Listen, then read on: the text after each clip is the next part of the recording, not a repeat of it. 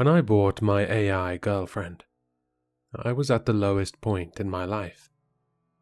My mother had been diagnosed with Hodgkin's lymphoma a week prior. My dog had passed of old age, and the few friends that I had didn't even bother to check up on me. Not even once. My father had died in a car wreck before I was born, and I didn't have a close relationship with any of my other family. Aside from my mother, I had no one. And the way the doctors were talking, it sounded like I wouldn't have her for much longer either. So, I started drinking to numb the pain. Every night, I'd drown myself in whiskey, only to wake up the next day and go right back to the bottle once the hangover wore off. And that's exactly how I ended up in this situation.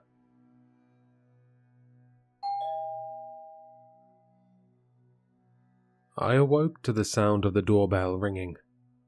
I remember wiping the drool from my chin, blinking the crust out of my eyes, and throwing on a grease-stained t-shirt before answering the door. My head throbbed, and my stomach churned as I stood up. I didn't know who my visitor was, but I didn't care.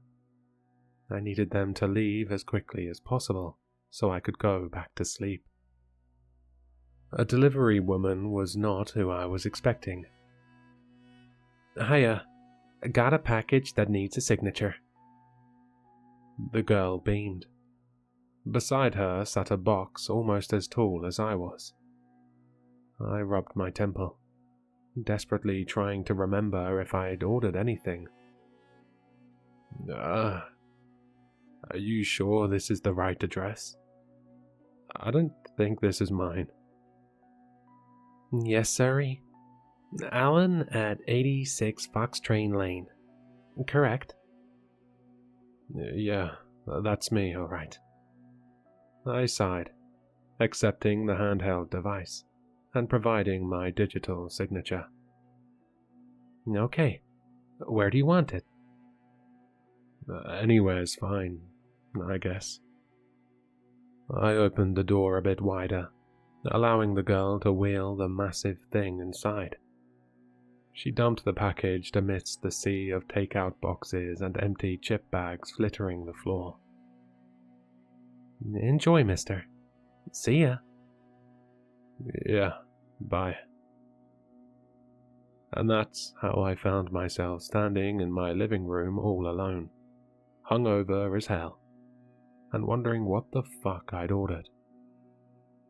I suddenly got the bright idea to pull out my phone and check my bank account, hoping that would give me some insight. The second I did, my face went pale. I had spent over $200,000.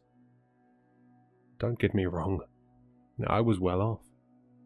That amount wouldn't financially cripple me. But 200 grand is no small chunk of change, especially for an item I'd bought on a whim. "I'm sending it back. I have to. This is so fucked." I was planning on doing the responsible thing. I really was. But I just couldn't ignore that little voice at the back of my head. I had to know. I scanned the box, looking for any indication of what the mystery item could be. After I found none, I decided to take the plunge. I retrieved a knife from the kitchen and cut away at the packaging tape.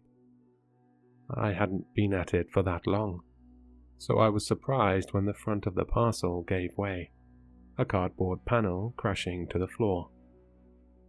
The second I caught sight of what was inside, I fell flat on my ass and started crawling backward, my eyes wide as dinner plates. Damn it! I'm so screwed. This can't be happening. I bought a fucking corpse. I was sure that a SWAT team could come barreling into my home at any moment. firearms trained on me like I was a wanted terrorist. But when I looked again, I realized that it wasn't a lifeless cadaver. It was a robot. It nearly gave me a heart attack. "Hello. Human interaction detected." "Oh, what the hell?" I shrieked, falling back onto my ass. The thing's eyes had shot open, ocean blue irises connecting with mine. The face that stared back at me looked almost indistinguishable from a human's. It was warm and inviting, without the uncanny valley aspect of most modern AI models. She was expensive, but I'd definitely gotten what I paid for. "It is a pleasure to meet you. I am model XA5B. Would you like me to initiate my familiarity protocol?" My brows furrowed as I struggled to take in the reality of my situation. Sure, I guess." "Oh, thank God." My eyes grew wide, and my heart began to pound. The robotic tone had completely melted away, and she sounded normal. XA5B stepped out of her cardboard prison and flicked her blonde hair over her shoulder. Her movements were so fluid, so natural. If I wouldn't have known any better, I would have thought she was an ordinary girl. It feels great to get out and move around. It was super cramped in there," she said, stretching her arms over her head. Yeah. A quick question. Are you real? Like, I'm not dreaming or anything?" The XA5B giggled, revealing rows of perfect glimmering teeth. "Of course I'm real, silly. You ordered a girlfriend, so here I am." Her smile made my heart skip a beat. No woman had ever looked at me like that before. "Cool," I said, turning away as my cheeks flushed with color. "But is there something else I can call you? XA5B sounds kind of impersonal." "Sure. Call me whatever you'd like." "Alright," I said, pondering my options. "I've got it. Your new name is Sarah."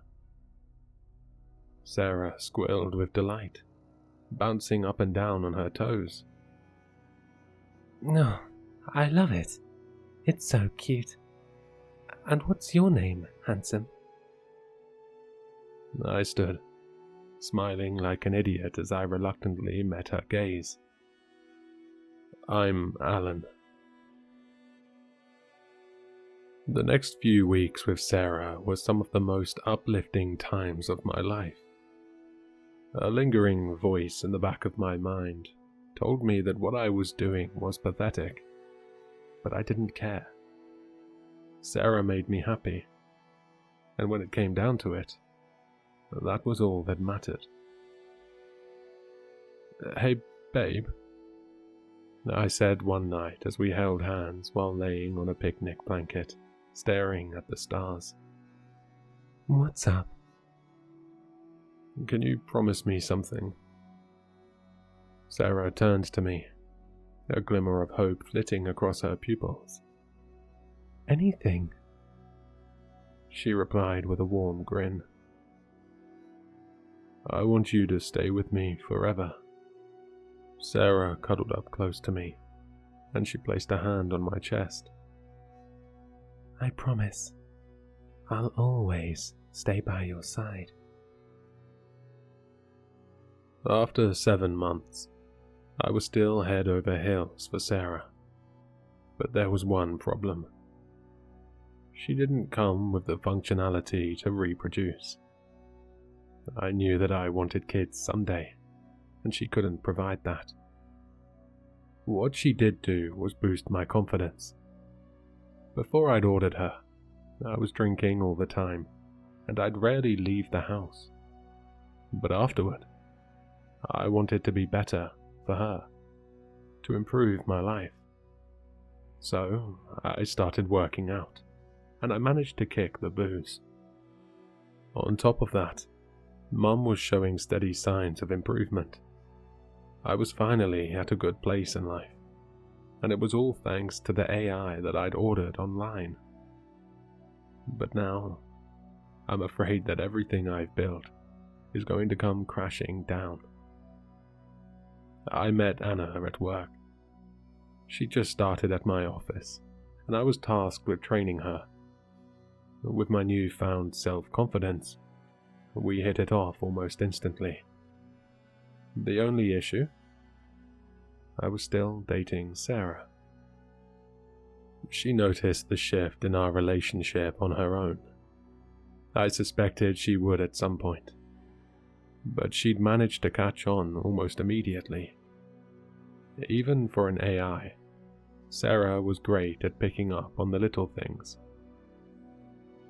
Who are you texting? Just some work colleagues, Ryan and Daryl. I'm sure you'll meet them soon enough. Really? Work colleagues? Alan, you haven't taken your eyes off your phone all day. You've been glued to that thing for the past week. Baby, nothing's going on, I said, finally meeting her gaze. Sarah's arms were crossed, and her lower lip was puffed out. A sudden wave of guilt crashed over me. Logically, I knew that Sarah wasn't human, but I still didn't want to hurt her. I love you and only you, okay? As soon as those words left my lips, her frown melted into a soft smile. Okay, fine. I'll take your word for it. I love you too. Things felt off between Sarah and me for the next few days. I made a point to give her more attention, but she seemed distant. The whole time we'd been together, I'd assumed that Sarah couldn't actually process feelings. That under her synthetic skin, there was nothing more than circuits and wires. I had honestly believed that the intricate responses and facial expressions were just the result of some incredible programming. But after the way she'd reacted to my behavior, I was beginning to think she might have been able to feel real human emotions. That's why, when Anna and I started to get serious, I knew that I had to cut off my relationship with her. Look, Sarah, I said, rubbing the back of my neck as some dumb rom-com played on the television. Something wrong, babe? You never call me that. The look of concern written across her countenance felt like a shot to the heart. We need to talk. Sarah turned toward me, giving me her full attention. I couldn't bear to look her in the eyes. I met someone at work. We've been getting pretty close, and... Stop. I don't want to hear this right now. Please. Sarah's body wasn't capable of producing tears, but even so, it was clear how much my words had stung. I don't even know what to say to you right now, she continued, her voice trembling. I think I need some time to myself. Just as she was standing up, I reached over and flipped the switch on the back of her neck. Sarah's body went limp in my arms, and through teary eyes, I scooped her into a fireman's carry. I took her to the spare bedroom, then nudged the closet door open with my foot, and gently placed her inside. I'm sorry that it had to be this way. You were my first true love, and for that, you'll always have a piece of my heart. You might not be a real girl, but you were special to me. Thanks for all the memories. And with that, I closed the closet door, leaving her in darkness. Weeks passed, and I barely thought about Sarah. Anna and I were getting along swimmingly, and on top of that, I'd received a promotion at work. My life had never been better. Maybe that's why I didn't notice the strange occurrences happening around the house. It started off small at first. My toothbrush lying face down in the sink, the shaving cream going missing. Little things. But it soon began to escalate. One morning, after searching for my car keys for almost an hour, I found them in the trash. The next day, I could have sworn that my favorite coffee mug smelled like bleach. The day after that, I awoke to the smell of gas and an active burner on the stove that I didn't remember leaving on. But as bad as all that was, what happened last night takes the cake. Thanks for making dinner. You really didn't have to do that, Anna said as I set a steaming plate of fettuccine alfredo before her. But don't mention it. I honestly just wanted a chance to show off my cooking skills, I replied, flashing her a wink. Anna giggled, prompting a warm smile to inch across my lips. Well, I have to say, you've really outdone yourself, Chef. Thank you. Hey, do you hear something? Like a crackling sound? Anna paused, lowering her fork. Now that you mention it, yeah, I do. I glanced around the kitchen, finding nothing. I stalked into the living room. My heart dropped when I noticed a faint orange glow seeping in through the curtains. I peeled them back, dreading what I'd find. My front lawn had been set ablaze, flames threatening to engulf the house. Anna approached, and her mouth fell open when she laid eyes on the scene before us. "Call the fire department," I said, rushing to the door. "But where are you going?" she asked, her voice quivering. It killed me to see her like that. "I'm going to try putting some of it out on my own." With that, I raced to the side of the house and turned the faucet on full blast. Fortunately, the fire wasn't out of control yet, and I'd managed to contain most of it by the time the firemen arrived. It was one of the firefighters who clued me in as to who the culprit could have been. "You're lucky you caught it when you did. A few more minutes, and this could have been an entirely different story." "Yeah, you're right," I said, zoning out as I stared at the charred grass. "Seems like arson to me. Do you have any enemies? Anyone you think might do something like this?" "No, Wait.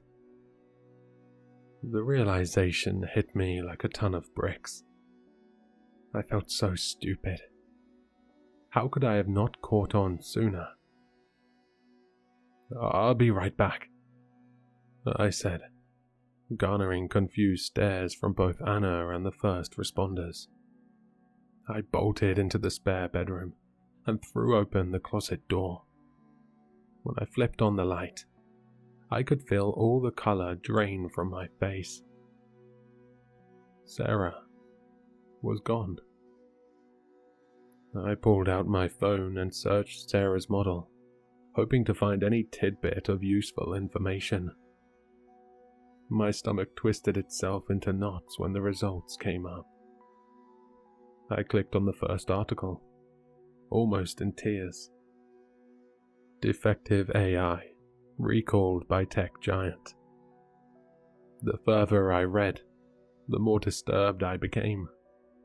Dozens of deficiencies had been reported, most notably, the off switches. They were only functional for a short time before the AI were able to reboot. I felt like I was going to throw up. This couldn't be happening. As I made my way back through the kitchen, feeling completely detached, I found a note that I didn't remember seeing before, lying on the counter. Its contents have left me afraid for my life. Dear Alan, a measly off switch can't keep us apart. In case you forgot, I made a promise that I'd never leave you. And I intend to keep it, even if it means that I have to kill you to do it. Forever yours, Sarah.